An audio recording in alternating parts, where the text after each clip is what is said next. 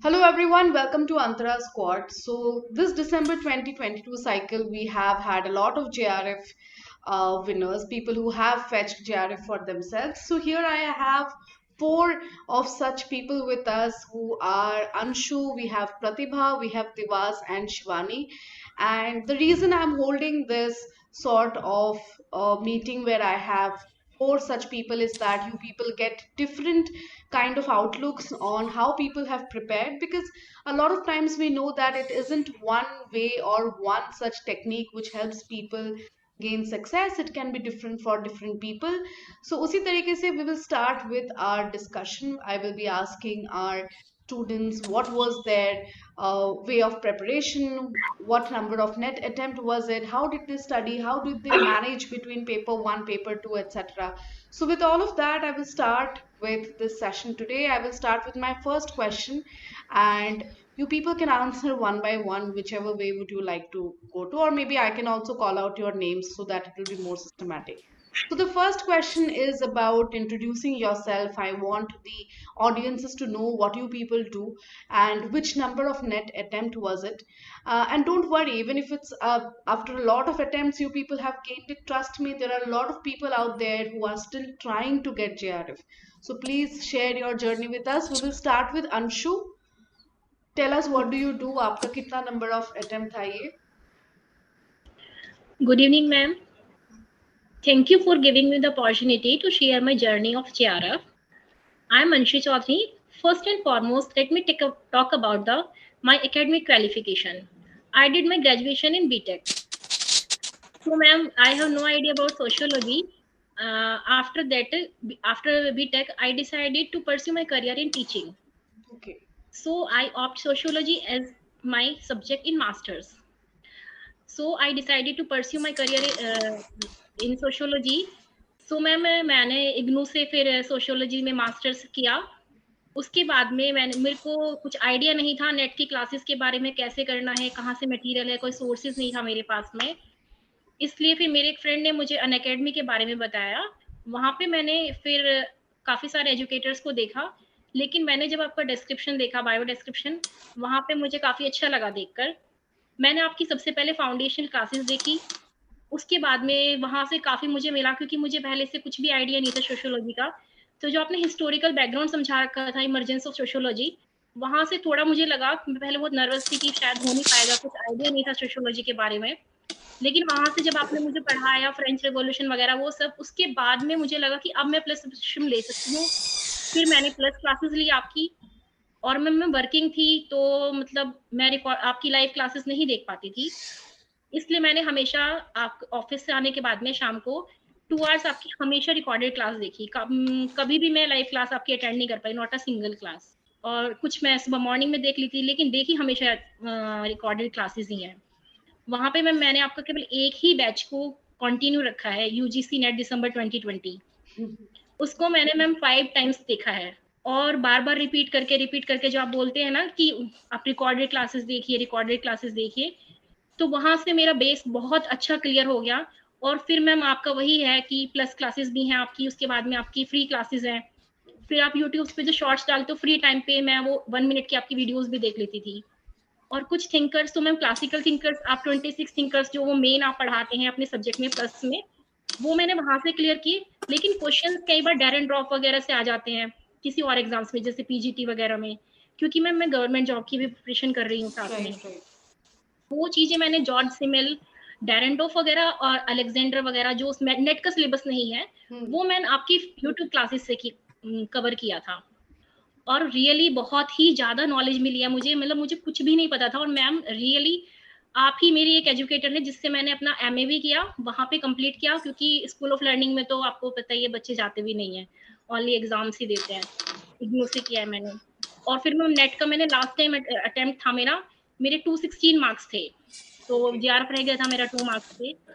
फिर मैम इस टाइम मैं थोड़ा सा अपने और एग्जाम्स में बिजी थी, तो मैं बहुत अच्छे से परफॉर्म सोशियोलॉजी में नहीं कर पाई. तो मेरे पेपर 1 में 88 मार्क्स हैं, और पेपर 2 में मेरे 146 हैं. 88 मार्क्स है आपके पेपर 1 में, which means आपके 44 क्वेश्चंस सही हुए पेपर 1 में. तो Yes, we will ma'am. Definitely come back to you and know कि आपका पेपर 1 का प्रिपरेशन कैसे था, क्योंकि बहुत सारे स्टूडेंट्स का पेपर 1 में वो हो जाता है, बट पेपर 1 का डिस्कशन मैं बाद में कंटिन्यू करूंगी, बिकॉज मैं सबसे जानना चाहूंगी कि पेपर 1 आप लोगों ने कैसे प्रिपेयर किया। सो हम लोग नेक्स्ट डिवास पे मूव ऑन करते हैं। आप बताइए आपका कितना अटेम्प्ट था, किस तरीके से प्रिपेयर किया, आप करते क्या है? Good evening, ma'am. Myself Divas Tripathi. I am pursuing my graduation from Banaras Hindu University. I am in third year sociology honors. So it was my first attempt. Basically, I had to gauge my sociology command. That's why I tried to give this net examination. Hope, so for God's grace, I cleared it. Okay, so this was your first attempt, right? You said? Yes, ma'am.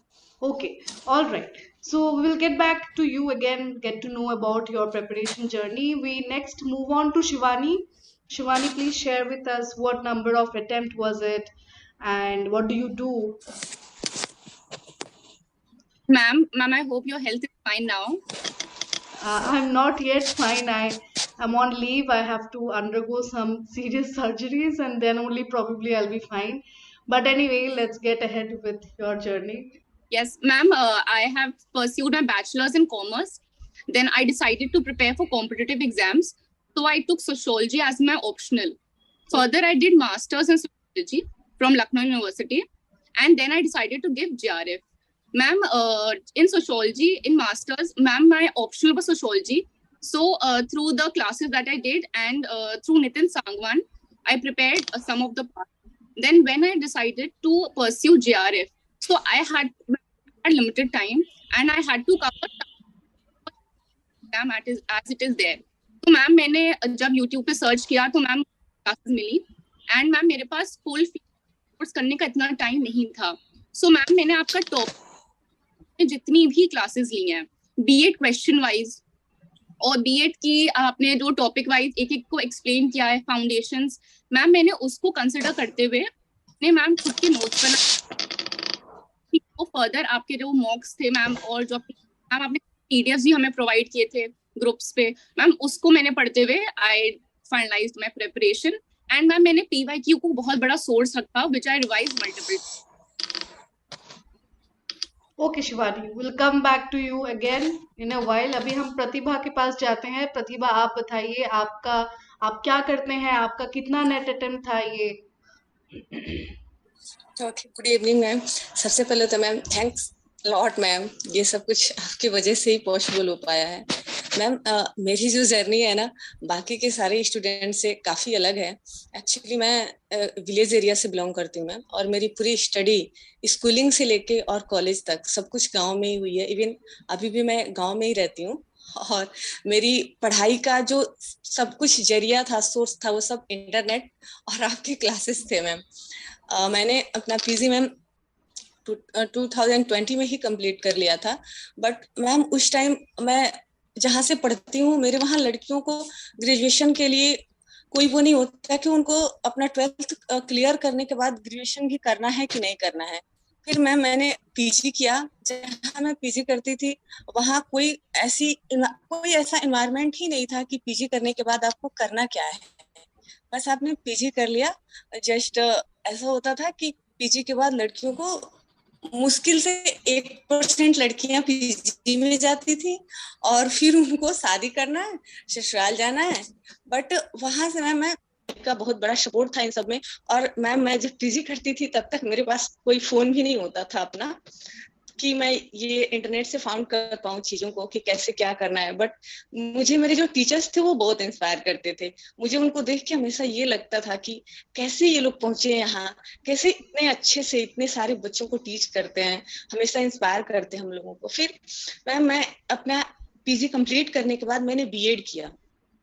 जब मैं BEd कर रही थी ma'am उस दौरान मुझे phone मिला अपना खुद का और वहां से शुरू हुआ मेरा सोशियोलॉजी का सफर आगे.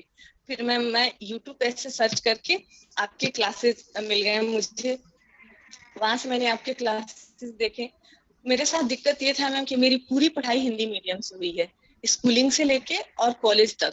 फिर आपके साथ लैंग्वेज का थोड़ा सा इशू हो रहा था मैम मुझे.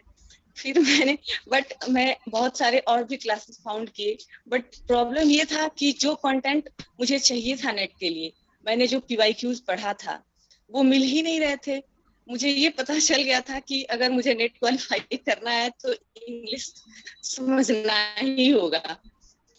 और उसके बाद मैं कंटिन्यू आपकी क्लासेस, जो भी आपके स्पेशल क्लासेस होते थे अनअकैडमी पे, और उसके अलावा आपके जो भी यूट्यूब क्लासेस थे मैम, वो सब मैं देखती रहती थी।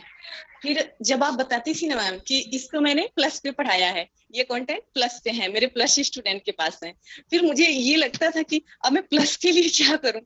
फिर मेरे वहाँ नेटवर्क का इशू बहुत है, आपकी फुल क्लास लाइव नहीं देख पाती हूँ नेटवर्क इशू की वजह से। फिर मैंने घर पे बात किया, मेरे बड़े भाई का बहुत सपोर्ट रहा मेरे पढ़ाई में। उन्होंने मुझे बोला हाँ आप ले लो सब्सक्रिप्शन। मैंने सब्सक्रिप्शन लिया मैम आपका, और फर्स्ट अटेम्प्ट में मेरा पिछले जून 2022 के उसमें पेपर में 204 नंबर 204 स्कोर के साथ मेरा नेट क्वालिफाई हुआ था मैम। और अगेन मैं फिर प्रिपरेशन की, और सेकेंड अटेम्प्ट में मेरा GRF हुआ। Yes ma'am. तो मैम मैं ये कहना चाहती थी कि जैसे बाकी बच्चों को कोई जो इंग्लिश मीडियम के बच्चे हैं आपके क्लास के साथ, उनको कोई दिक्कत नहीं है, क्योंकि उनको आपके लैंग्वेज और PDFs दोनों समझ में आते हैं।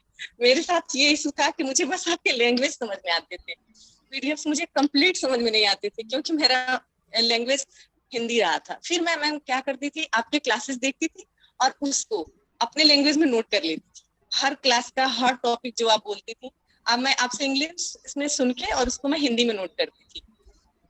ऐसे करके मैंने आपका पूरा नोट्स तैयार कर लिया था, आपके सारे PDFs के।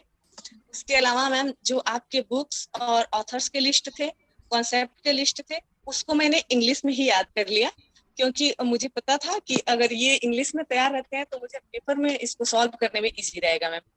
और उसके अलावा मैम आपके जितने भी यूट्यूब सेशन थे, चाहे वो बैटल ऑफ ब्रेन हो, JRF चैलेंजर्स हो, चाहे आप वो 100 MCQ जो 500 MCQ जो सारे कर डाले ताकि मेरे कॉन्सेप्ट सारे क्लियर हो जाएं। और मैम आप नहीं मानेंगी, अब मुझे इंग्लिश में समझ में आते हैं, हिंदी नहीं समझ में आते हैं अगर मैं सोशियोलॉजी पढ़ूं तो, क्योंकि मैम मुझे पता था कि मैं हरलम्बस और रिजर नहीं पढ़ सकती बिकॉज ऑफ माई लैंग्वेज। सो मुझे आपके उस रिजर और हरलम्बस के नॉलेज को आपके थ्रू गेन करना था। आप जो पढ़ाओगे वो वहां से कलेक्ट करके लाए हो, और इसलिए मैम मैं ब्लाइंडली आपको फॉलो कर रही थी। और मेरा जो भी JRF का जर्नी है just because of you ma'am. Thanks a lot ma'am आपको।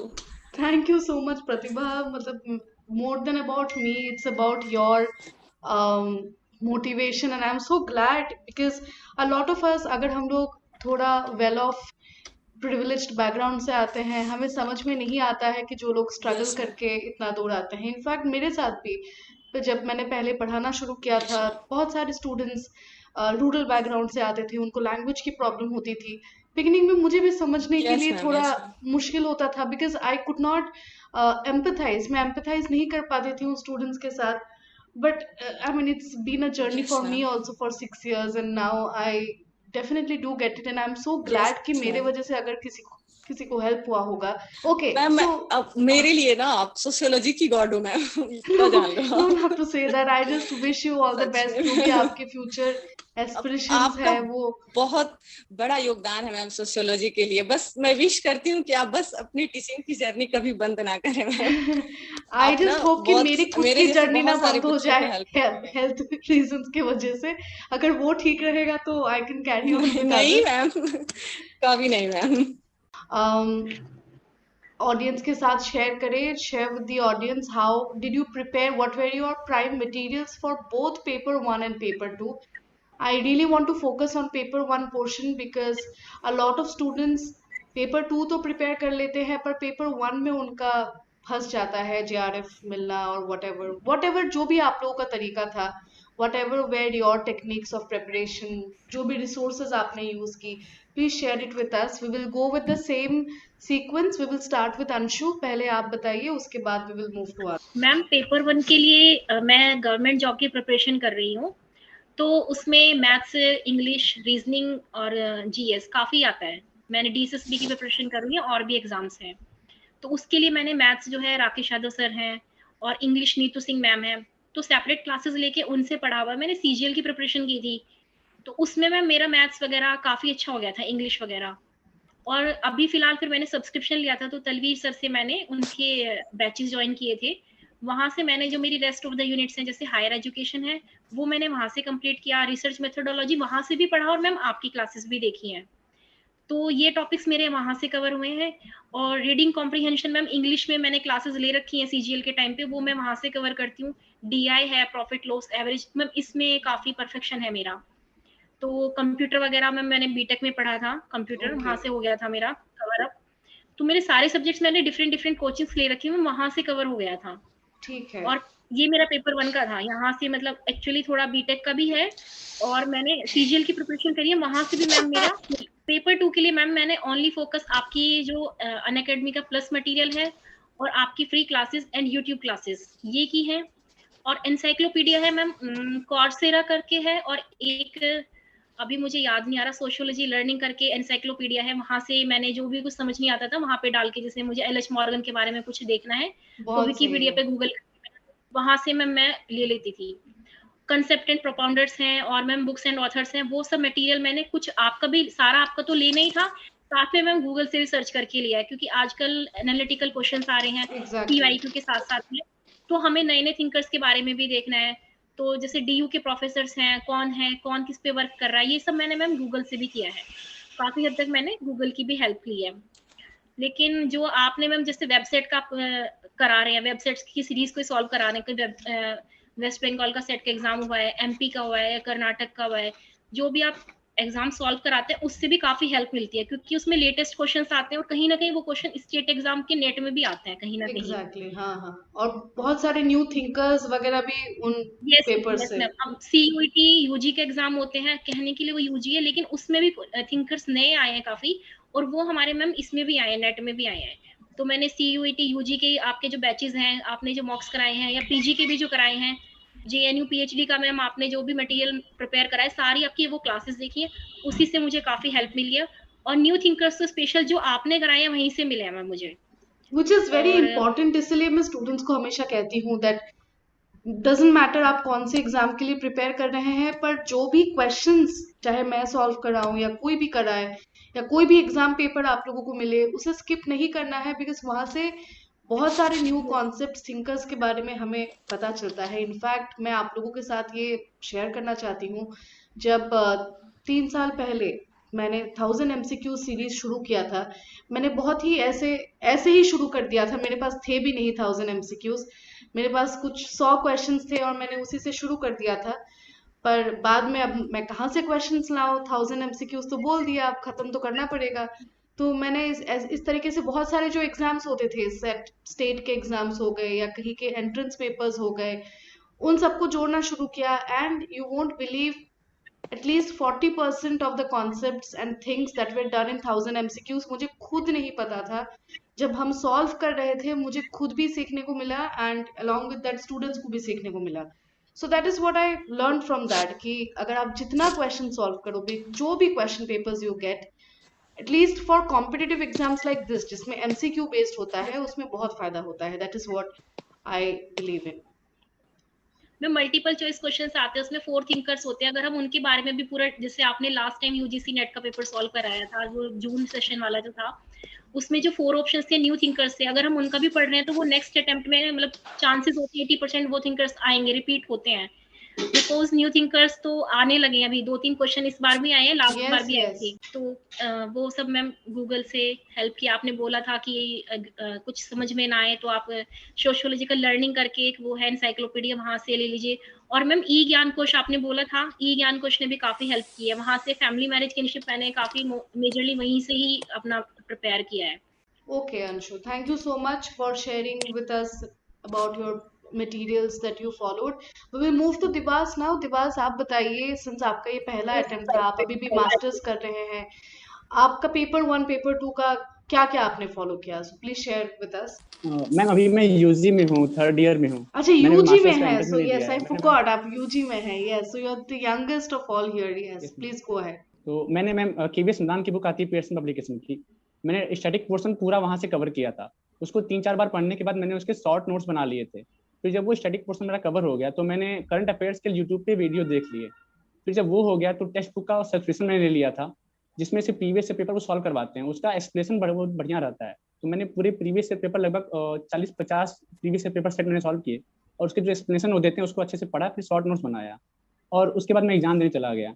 मेरा उतना अच्छा स्कोर नहीं गया था फर्स्ट पेपर में, 32 क्वेश्चन मैंने सही किए थे। सेकंड पेपर मेरा थोड़ा ठीक था, क्योंकि मैंने उसको वेरियस सोर्सेज से पढ़ा था। सेकंड पेपर में मेरे 86 क्वेश्चन सही हुए हैं। यूनिट फर्स्ट के लिए मैंने क्लासिकल थिंकर्स के लिए इग्नू और ईपीजी पाठशाला को रिफर किया था। उसके बाद आपके जो यूट्यूब पे फ्री वीडियोस हैं उसको देखा था मैंने, आपके एक भी वीडियोस नहीं छोड़े हैं, और प्लस जो स्पेशल क्लास में आपके फाउंडेशन कोर्स है मैंने उसको भी पूरा पढ़ा था। पर सिंबॉलिक इंटरेक्शनम और जो नीचे पोस्ट मॉडर्निस्ट और मॉडर्निस्ट आते हैं उनके कंटेंट नहीं अवेलेबल है इग्नू पे, तो उसको मैंने स्कॉट एपलॉफ की बुक आपने एक बार बताई थी, वहां से मैंने कवर किया था।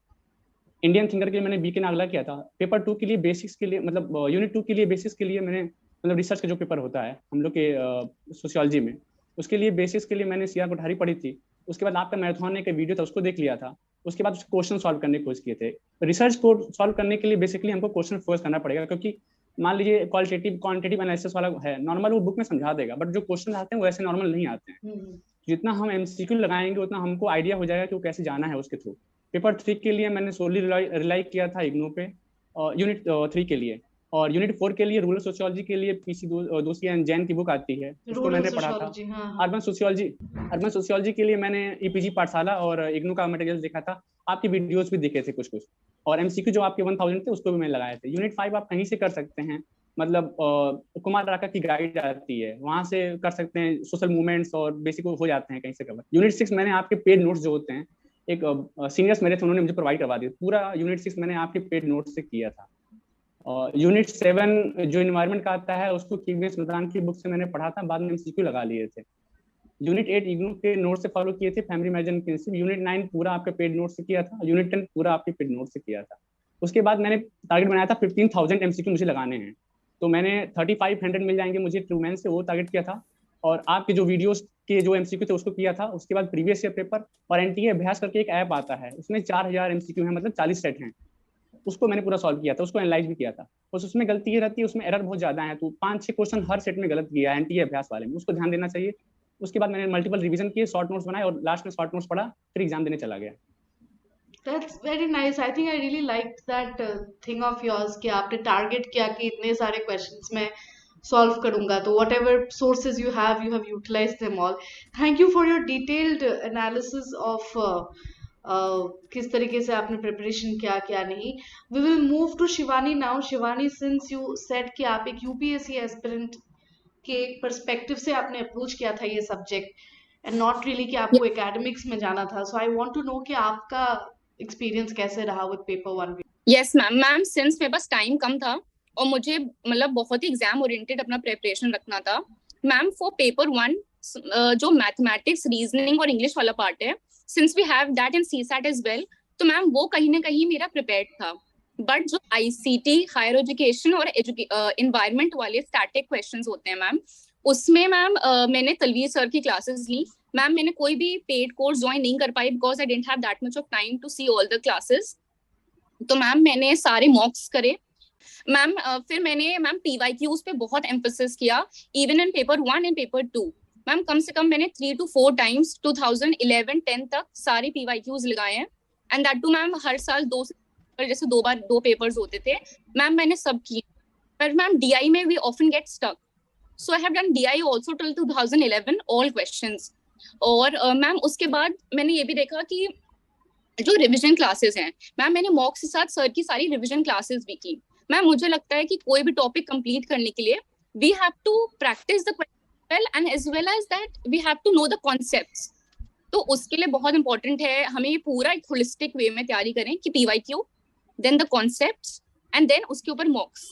तो मैम 3 ओरिएंटेड अगर हम तैयारी करेंगे तो मुझे लगता है we can better address the paper. Ma'am मैं अपने एक शॉर्टकमिंग बताना चाहूंगी which can help people. Ma'am, in the exam, I could have done 2-3 questions more. For example, I did 35 right, score was 70. But it could have reached, to 40 questions. Ma'am, मेरा maths में 2-3 questions पे I got stuck because I had not revised that part. तो मैं ये suggestion देना चाहूंगी कि सब लोग प्लीज हर एक टॉपिक अच्छे से प्रिपेयर करें। I left 3 questions and ma'am वो 3 questions मतलब मुझे कंप्लीट करने में 25 to 30 minutes लगे। in which I could have revised some other questions जो कि सही हो सकते थे, and my Yes. score could have improved. Yes ma'am, तो फिर कुछ टॉपिक मैम सिलेबस मैम एक लिमिटेड वे में हमें पूरा बताया गया है, so we should cater to each topic. Then ma'am if we come to paper 2, ma'am my optional sociology, Yeah. तो मैम मेरा basics covered है, but apart from that there are many post modernist thinkers also and some other thinkers, some other topics that are there in NET JRF exam. तो ma'am पहले तो मैंने नितिन सांगवान से अपने सारे टॉपिक्स को एक बार मैम वो मैंने पढ़ रखा था, उससे मैंने रिवाइज किया. Then ma'am for Indian thinkers मैंने वो BK नागला की जो बुक है उससे नोट्स बनाए. Then ma'am, when I had to do exam oriented preparation, I searched over YouTube and I got to know through your classes. Ma'am, उसके बाद apart from this, I have only stuck to your notes, your classes and your mocks. Ma'am, मैंने topic wise अभी हर एक class जितनी ma'am आपने जो अपनी revision classes 2-3 modes में कराई हैं, उसके बाद मैम ने आपने एक एक टॉपिक पे मॉक्स लिए हैं जो आप स्पेशल अनअकैडमी पे लेती थी. Yeah. उसके बाद मैम आपने काफी फ्री PDFs भी प्रोवाइड किए हैं ऑन द ग्रुप, जैसे 26 थिंकर्स हो गया, फाउंडेशंस हो गया, इग्नू के हो गए. मैम ऐसे ऐसे करके मैंने शॉर्ट नोट्स बनाए हैं उसके, and I have revised that multiple times. Then ma'am PYQ also, ma'am मैंने देखा कि कुछ कुछ PYQ आर रिपीटेड और ऑप्शंस को वो लोग मैनिपुलेट करके Yeah, ऊपर नीचे yeah. करते हैं, and that is also repeated. तो मैम मैंने कम से कम 3 से 4 बार PYQ मैम, बिकॉज मैंने एक चीज नोटिस की 2022 में कुछ ऐसे क्वेश्चंस रिपीटेड थे, those were asked in 2013-14 Yeah. Yes. In direct. Yes. Ma'am वो चीज मुझे 17-18 या 16-15 में नहीं मिली, but that was in 12-13. So ma'am those people who have less time and they want to do some targeted thing, so ma'am they can follow this. Also ma'am, I refer to some IGNOU notes because I was preparing for sociology earlier as well, and ma'am because of your help only I was the gold medalist in Lucknow University in this year because my masters was last year. So ma'am, thank you so much. Ma'am, my entire preparation for JRF was based on your guidance and ma'am your discipline. One thing I want to mention here, the mode of your teaching, ma'am, that is very strict yet very balanced according to the students' needs. Ma'am, we need that. Ma'am, literally we need that grilling, that okay, you need to work and you need to follow certain things. So ma'am, thank you so much and all the credit goes to you.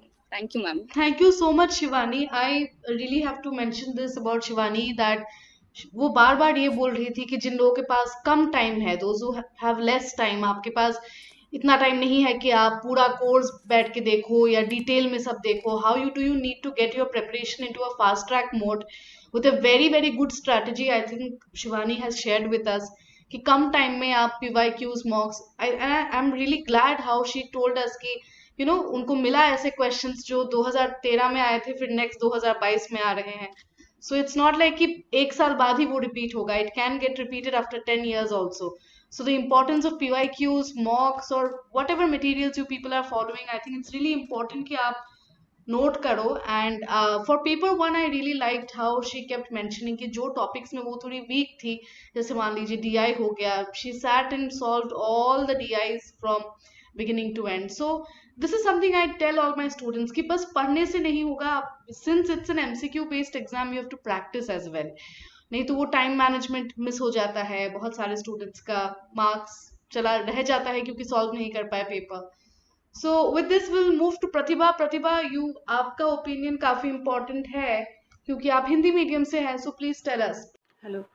Yes ma'am, मैंने first paper के लिए Unacademy के plus courses को ही follow किया था, और ma'am इसके लिए मैं अनअकैडमी के 2 टीचर्स को फॉलो करती थी. एक तो तलवीर सर और दूसरी नवदीप मैम. मैं तलवीर सर से मैम मैं मैथ और DI पढ़ी थी, और नवदीप मैम से मैं बाकी के 8 जो यूनिट हैं उसको पढ़ा था मैंने. मैम मेरा जो फर्स्ट पेपर के लिए स्ट्रेटजी था वो ये था कि मैंने फर्स्ट पेपर के उस टॉपिक को पहले चूज़ किया जिस पे ज़्यादा प्रैक्टिस की ज़रूरत थी, जैसे कि मैथ, DI, लॉजिकल रीजनिंग. और मैम मैंने पहले इसको ही पढ़ना स्टार्ट किया. इसको कंप्लीट करने के बाद मैं डेली रिवीजन के लिए मैं DI और मैथ के क्वेश्चन रोज़ लगाती थी, और उसके अलावा बाकी के जो भी टॉपिक्स थे उसके थ्योरी को कंप्लीट करने के बाद, क्योंकि नेट के जो क्वेश्चन आते हैं वो थियोरेटिकल पोर्शन में आते हैं, तो उनको समझने के लिए मैंने उसको पढ़ने के बाद उसके PYQs लगाए.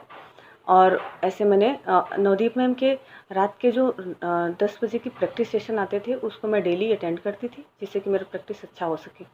इसके अलावा मैम मैंने सेकंड पेपर के लिए अब सबसे ज़्यादा तो आपके जो भी प्लस मटेरियल्स थे, पीडीएफ्स थे, उसको फॉलो किया। उसके अलावा मैं जो टॉपिक्स मुझे नहीं समझ में आते थे विद पीडीएफ्स, और या फिर कुछ टॉपिक्स ऐसा होता था जो मुझे एक्स्ट्रा नॉलेज के लिए पढ़ना है, जैसे कि यूनिट 3 हो गया, तो उसके लिए मैम इग्नू के जो मटेरियल्स होते थे उसको फॉलो करती थी।